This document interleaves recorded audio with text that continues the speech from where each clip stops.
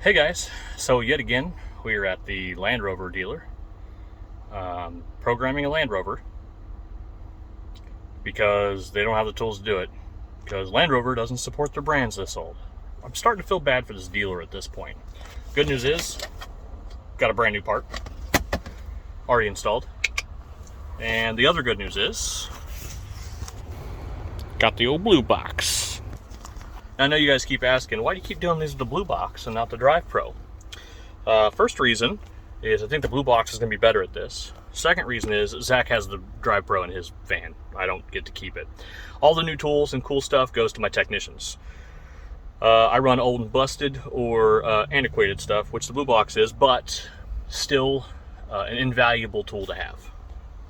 So, let me run you through programming a Land Rover for Land Rover at Land Rover with an aftermarket scan tool.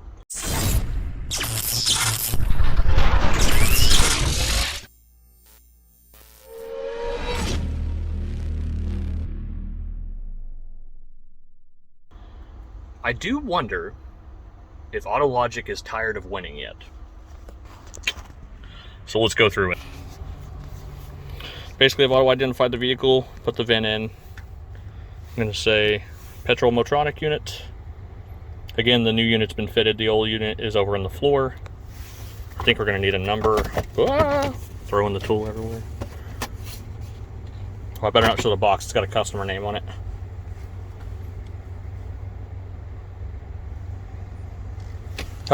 This communicating thing would probably work a lot better if I turned the key on.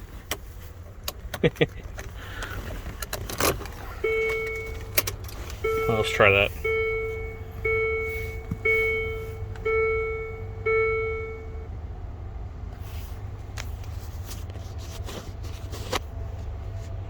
This is a Discovery Series 2.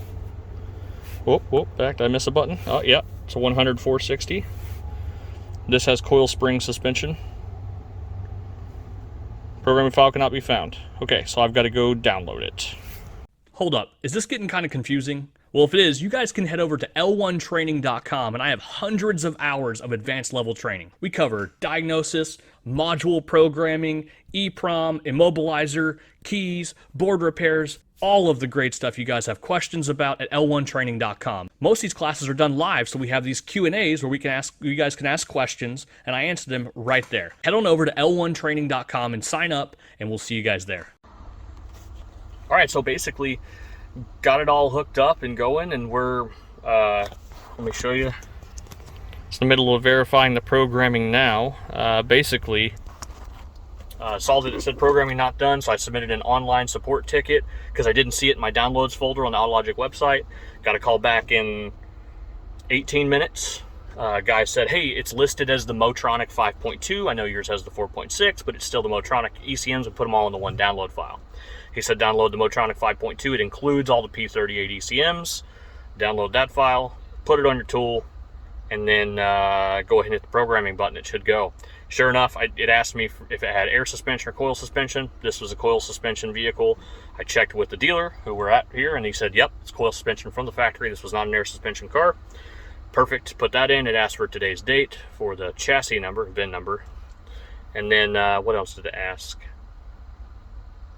I think that was it. Yeah, that's all it really asked. And then we're programming. So, all right. I'll reconvene back in a moment when it's done, but thanks, Autologic. All right. So I finished programming this module. Sorry I didn't film that part. I forgot. Because I got a little distracted because the technician came out to talk to me, because I asked why they were replacing it, and the shop foreman didn't know, so he sent the tech out to talk to me, and they said it's a crank, no start, no spark, no codes, and they checked all the powers and grounds of the PCM, so it had to be that. So I started investigating, asking him about crank sensor. He's like, well, we put a crank sensor in it. I'm like, but was it making signal?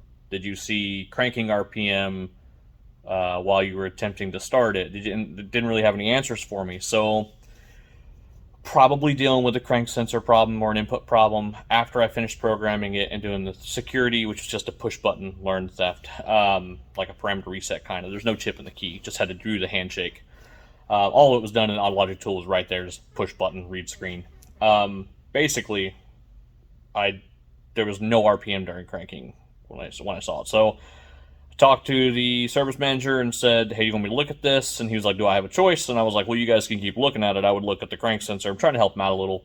So I gave them a path to go on. They're going to give me a shout if they can't figure it out. So you guys may see the part 2 of this, if there is a part 2, for the diag of this.